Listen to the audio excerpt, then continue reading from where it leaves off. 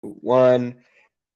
Okay, thank you so much, guys, for hopping on this men's mental health call. Today's topic is a very important topic: boundaries without guilt.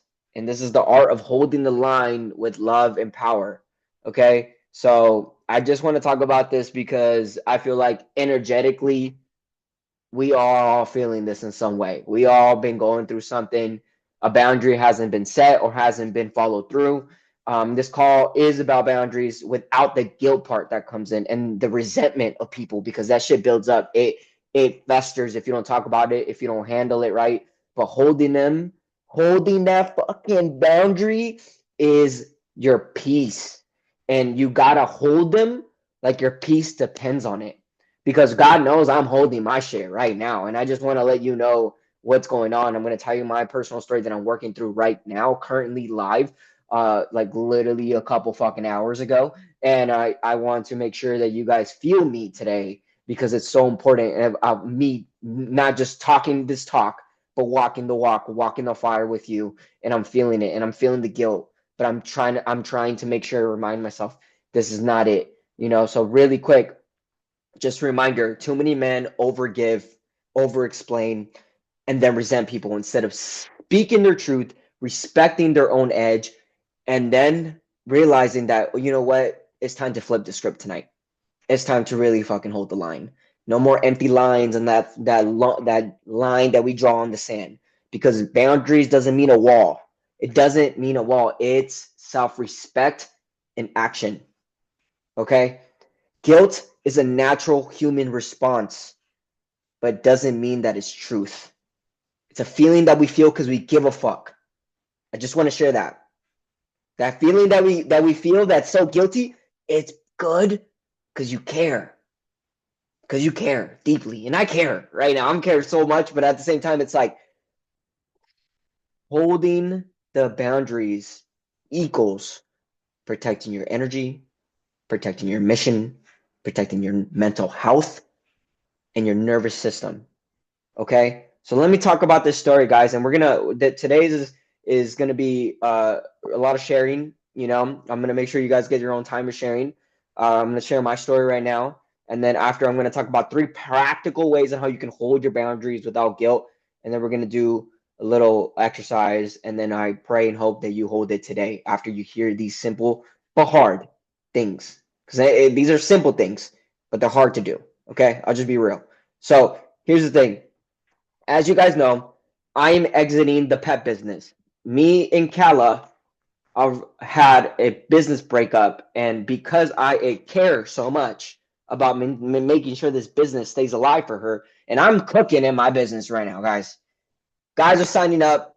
I'm building it all over. The community is growing. Like, I'm back. I'm got that fire back in me. I'm like, you know what? It's time to build this. I need to have my time back. So I needed to exit this business, and it was a hard emotional thing. So the first week is all about acceptance, about like accepting the fact that I am leaving, and it's hard for her and it's easier for me, right? And here's the thing: I created a business exit strategy to help her out. I said, let's do a 4 month gradual exit. I can't do that anymore.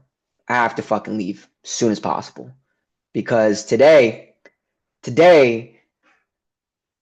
I was driving her car to go take care of a dog, and she usually keeps her keys of the client keys to go in the house and open the door and walk the dogs.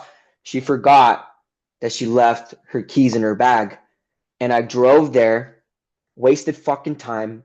And I said, "Where's the key?" She said, "It's in my bag." And I said, "What happened?" And then the blame game happened. "Well, you didn't do this, you didn't do that." And I was like, "Whoa, what's going on?" I was like, "No, just let's stop playing the blame. Let's try to do that." I drove all the way back to the house, got the key, and I sat there and I said, "Listen, I'm gonna take ownership of my part. I should have checked that the keys were there. And then I want you to take your ownership as a business owner, as someone who owns this business.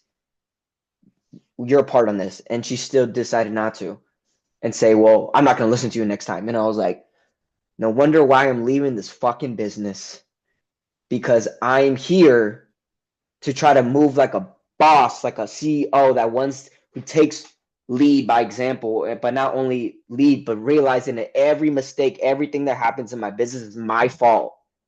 This is the finger right now that needs to be pointed at every time. This person, every fucking time something bad happens, I did it. Why? Because that's how someone does when they operate a business. And I felt that Kala didn't embody that. She gave me she made an honest mistake. It was an honest mistake. But here's the thing. She gave me a text and she said sorry. And I said, okay, I love her. Cool. And then I've been exhausted taking care of dogs back and forth, getting pulled everywhere direction. Got to go show up for my business. Got to follow up here. Got to take care of this. Got to put out fires. And I was just exhausted. I came home. I knocked the fuck out. Now, you work. You guys been there. When you work so much, you just lay down. You're like, ugh, right? And you're done. I took a 30-minute nap. I woke up. She's like, did you get that person a gift? Because we end house sits with gifts. And I was like, no, I told you I would give you money. And then she blamed me again. And then I was like, I snapped. And I said, I want to fucking exit the business. Leave me alone. I'm here. I'm trying to do my best. I feel like I'm the fucking CEO. I shouldn't be feeling that weight anymore. And then today, I set the boundary, guys. Feeling guilty about it. Because I care about her. Because I love her. Because I want to see her win. Just like Tim wants to see his kids win. He wants to call those people. He doesn't want to fucking call those kids. But he calls them. Because he cares. Because I care. That guilty feeling, it's because we care. And it's hard. It's hard to hold it. It's hard to hold it. But today, I text her and I said, listen, again, taking ownership because that's who the fuck I am. I'm sorry that I yelled you. I shouldn't approach that like that. Respectfully, I need to talk to you about how I'm going to leave this business sooner. And when you're ready to talk about it after this mental health call, I'm ready to talk about this because I'm committed to doing this right. It was hard for me to send that. Why? Because I just wanted to yell. I just wanted to be a fucking dick. I just wanted to say all these things.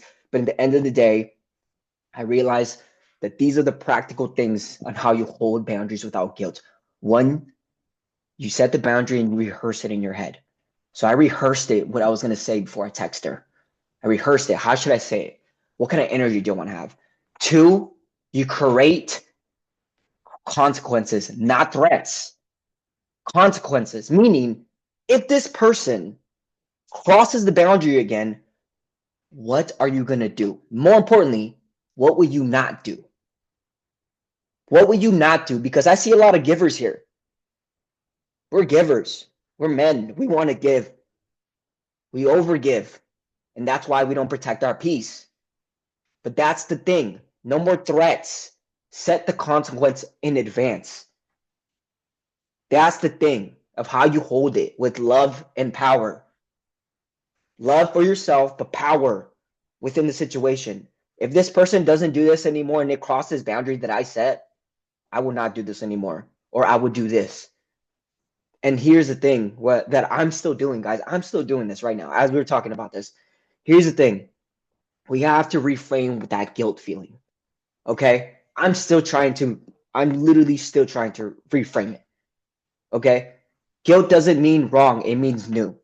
Because new behavior triggers old beliefs. So I'm trying myself as we speak to tell myself this guilt that I'm feeling, it means I'm fucking evolving. It means that I'm not betraying her. It means I'm honoring me. I'm honoring the man who's trying to show up for this business, for this community. I'm seeing the growth again. I'm seeing that fire back at me. I'm sharing people's stories. I'm showing up like I never had on social media again. I rebranded all my shit. I'm like, yo, I need to stop wasting this energy on here. I need to put all my energy on this. This is my fucking calling. And it's hard because you want to see your person win. It's hard but it's no longer your project. It's no longer your job. And it's hard because you care. But we gotta hold the line. No more empty lines on that sand that you fucking put that line there. No more empty lines. And I'm saying that with you guys right here, right now. Because I know for a fact You guys set boundaries, but don't follow through, including myself. I know Tim did a great freaking job finally with that. With his foot healing and his recent letting go in his last relationship, you held the line. And you know how that felt. You know how free that felt. But man, for a while, man, resentment, peace, out the fucking way. It's gone. Because everyone can set boundaries. Everyone. Who's going to hold them? Like their peace depends on it. Who's going to point the finger? This motherfucker's going to point the finger every time something happens to. Every time. My fault. Because that's when you get the power back. So that's the story of today. I want you guys to share. Go ahead, Lawrence. You can start. What spoke to you? What do you think about these practical things? And more importantly, what is one boundary you're committing to make this week? I think what made me really like what stuck out to me most was actually associating my guilt with the boundaries, right? Because I wouldn't feel that guilt until after I realize it happening many times, until after I'm drained, until after I'm snapping and I lose my peace and myself. And I think that me like I like to say I'm self-aware. I like to know like when that's gonna happen, and to sit here and put myself in your shoes and your story. I'm like, man, like I don't do that. Like I don't have that awareness to see that coming. Like I need to be able to see that guilt and see that boundary going to be crossed, and that I don't want to be in that position because it happens too often and in many different ways, whether it's like my relationship with my managers and my employers at work, right? Like scheduling me when I don't want to be, or like pulling some stuff, blah blah blah, or my relationship at home, or maybe with a family member or parent or something. And I think that was something that I never identified before, and being able to see it now, like within myself and just in my past, like I feel like I can see it again, and I love that, that's my man. biggest takeaway. If I the one boundary that I will start setting is I like how you said like to keep your peace, and that's a really big thing for me. I feel like a lot of times um little things can knock me off of my chi, my balance, my zen.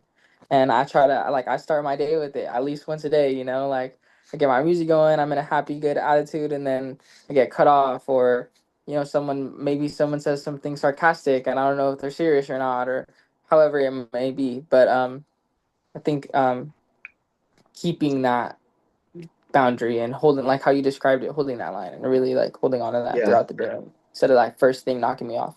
Yeah. And remember, you hold the boundary by creating consequences, not threats.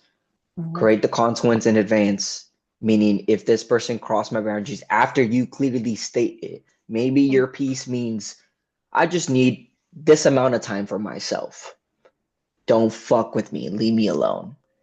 Mhm. Maybe that's you. Or maybe you're just like, I just need, hey, I need to kind of like, you need your solo time. You need your music time or whatever it is. You need to pour your cup, whatever that means. Mhm. And someone says, nah, hey, you need to go to work. Or, hey, you know what? Can you do this for me? Or and you gotta remember, Lawrence, because I love the fact that you're aware now that you're saying, oh, there's guilt that comes with it. Oh, that's why I feel resentment. Oh, that's why I feel that knot in my throat, or the heavy in my heart, because it needs to be held. So you need to think about your consequences and how you're gonna state it, how you and reframe that guilt moving forward. And I hope that you commit to it this week. Yeah. Love you, man. Tim. Today we are 2 weeks into our final cycle of grading. This morning, I printed out progress reports for all of my students. So I handed them out to everybody today. I've got kids who have a 0 grade because they haven't done anything. You know what? Their grade's a 0. You don't do anything? Okay, that's easy for me to grade. You done nothing? You get nothing. Okay, that's easy for me. I'm not going to worry about it, but I have to do the progress report. I hand them the progress report with parent signature at the bottom. Send it back to me with parent signature so they know you didn't do anything. Um, and I still had a few kids leave the paper on the desk. Hey, that's your deal. I don't care. I'm just letting you know this is where you're at. You don't want to deal with it? Fine. I'm calling home because I have to deal with my academic dean. I have to make sure that I've made contact with you, your parents, let them know where you're at, what's going on, because I have a few kids I haven't seen in 2 weeks. How are you going to pass my class if you've never been in my class for 2 weeks? So I have to establish the log of, all right, I contacted. You haven't been here. This is where your grade is. I'm happy to give you a 0 for not being here. You show up, I'll grade you. You do in the work, I'll give you the grade. You don't want to do the work? That's easier for me. It's easy for me to give a 0 if I don't get anything. Just don't expect me to ask you if you don't do anything. That's my boundary. I'll grade you on what you do. You do nothing, you get nothing. That's all there is to it, honey. Yeah. It's plain and simple. I grade you on what you do. You do nothing, you get nothing. Honey. I like the last part. So what I love that because I feel like knowing Tim, just so you guys, if you guys are watching this on the replay, longest client here, literally up there almost. He says 5 years Five and years. 5 years. So I got to see his teacher like guilt that he felt with kids develop to this point right now, because for a while, every time where like kids didn't show up or maybe whatever it came up in the grading, I felt like that you were like, you took on that so much, right? Like you're like, oh, it's my fault, and you feel so bad, or maybe you give a little leeway and you weren't holding the line. And now, well, I'm hearing this version of you because you just held a huge line with that pass one that recently, and now you're just like holding the line with everything. Healing your foot is healing finally again, right? All these things that are starting to compound because of your boundaries. Everything is this cycle, everything's online. I have a Google Classroom. I've posted everything, but they're quizzes. They're quizzes they got to show up in class and take. If they don't show up, hey, that's on you. Yeah, You I got to love be there. that. I love Uh, that. Yeah, you got to show up. You got to make it happen. That's the thing. And I appreciate you guys showing up here in this call, because it means a lot as I hold space and you hold space for me. Sometimes like I yeah. show up to these calls and I feel like I fucking need them, So it's so important. But Tim, let me ask you this before we wrap up and do some gratitude. What is one boundary you plan to commit to this next week? Is there a new boundary, or do you feel like you just need to hold on this one that you currently have? Oh, I'm holding on this one. These kids are just, we're nearing the end of the year. I've only got 3 weeks left until the end of the year. And if I don't hold on to, you don't do the work, you don't get the grade, it's chaos. And it's already madness. They got to show up and show up. If they don't show up and do the work, fine. If they show up and don't do the work, that's bullshit. You don't get a grade for your ass in the chair if you're not doing the work. I need the work. I need to see you know how to do what you're doing, what I'm presenting. If you're just sitting there playing on your phone, my class isn't how to play on your phone. My class is algebra or geometry. If you're not doing that, get the fuck out.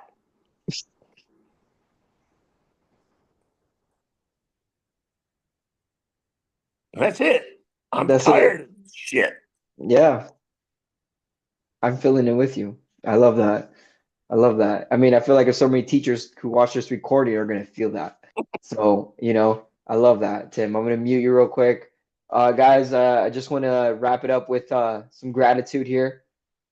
And just a reminder that we all set boundaries, but not everyone can hold them. And I pray and hope that as you develop relationships, coworker relationships, different type of relationships, you're able to hold those boundaries moving forward with these three practical tips. If you're watching this in a replay, just to recap one more time. First thing is we want to make sure that, well, I mean, that I was going to say reframe the guilt because just understand that fucking boundaries are going to come with guilt, you know? Just like Lawrence just realized it comes with it. And we won't even notice it sometimes, like Lawrence just stated. It doesn't even notice it until you start blowing up on people or whatever, right? But we want to state the boundary very clearly of what it means. And then we want to create consequences, not threats. And more importantly, we want to know that guilt doesn't mean that you're bad. That's wrong. It's a natural response of being fucking human. And it's your job to reframe what that guilt means to you, okay?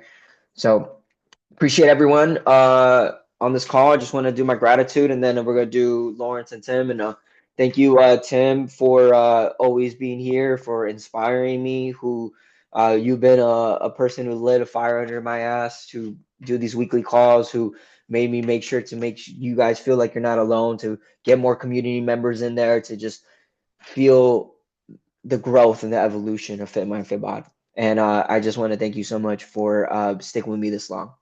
And you mean so much to me. And Lawrence, bro, I am so grateful that you take the time to show up for this calls because these things are really important as you develop and you get older. You're the youngest guy on the call who shows up every time. If you had every guy who hopped on here, you would still be the youngest one. If and you building awareness, you build making emotional intelligence a skill because it is. I feel like it's going to take you very far when you step in your 30s. And I know Tim's laughing at me because I'm just like he's a young bucks out here, but I appreciate you so much, little bro. And go ahead, let me hear your gratitude. I'm just grateful that like this space is always it's always here. I can always count on it, and whether I can or can't make it, like I know that I'm gonna be impacted, and that you're gonna impact other people through it. So I'm glad that you're recording them and posting them, and that that I can always learn something every time I come. So I'm so thankful for you and just for the space and stuff. Awesome, bro. Tim, what about you? Let's get you off mute, buddy. Let me see. I can get you. Here we go.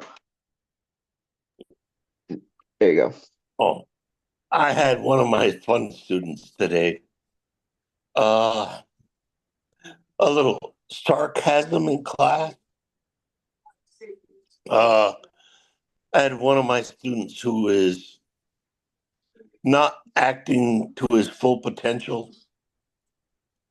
Uh, asked to go to the bathroom. I said, please do, because the classroom is so much better when he's not there. And he just kind of was one of those, he recognized when he asked to go to the restroom, and I said, "Please do." He was just like, "Ooh." He realized I just wanted him out of the room because the classroom was so much better with him not in it. And that little bit of sarcasm helped. I got a group of boys in my sixth period that I just need to Velcro to the wall. That would be the best way to deal with them. And on separate walls, if I could, honestly, if I really could do that, I would. Sometimes it's just the only way to deal with some of these kids. High school students. Some of these days, there's like, all I want to do is just nail one kid to the wall. And then the rest of the kids for the rest of the day would behave. That's what I want to do.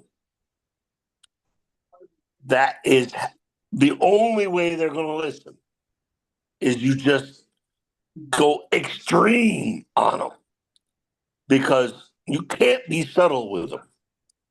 You can't just give them a rule to follow. You got to show them, here's the consequences when you don't follow the rules, and show them. They got to see the consequences, or they don't understand. That is where we're at these days. And so I'm like, Kim, what are you grateful for? He's like, I'm grateful that I have a space that I don't actually do that, because if I did, no, I man, would love to have a Velcro wall and a Velcro suit and just stick a kid in it and throw him up there and leave him there for the whole class period. hey, I bet you could do that in some private schools. So maybe when you're in a VP, because you're about to be a VP soon, so you'll be maybe talking to the district next year. And We need to adjust how we deal with some of these classrooms. Get rid of that whiteboard over there. Put up a Velcro it's a wall. Velcro wall now. Anyone who acts up they get 3 strikes. They get one just one dumbass response. Boom. Uh-huh. Or we just do like some of the old movies and just put a goddamn hook up there and, all right, your underwear. Nope. Oh my gosh. Edgy from life. Wow. Captain Underpants style, huh? Yeah. I love that. I'm grateful to hear you laugh and let that go, because you need it. You need the space. All right, guys. We're gonna be To give you a laugh for the end of the night. yeah, so I'm grateful for the laugh. I'm happy. If you guys watching this, I hope this laugh. I hope Tim's laugh. I hope Tim's laugh and Laura's laugh remind you that it ain't that serious sometimes. Right? Even though it is, boundaries are serious, but hey, laugh it off at the end of the day. Oh, that's hilarious. All right. Enjoy your guys' Friday. I appreciate you so much. Thank you so much. All right, guys, for showing up. Okay. Later, guys. Peace. Peace. Love.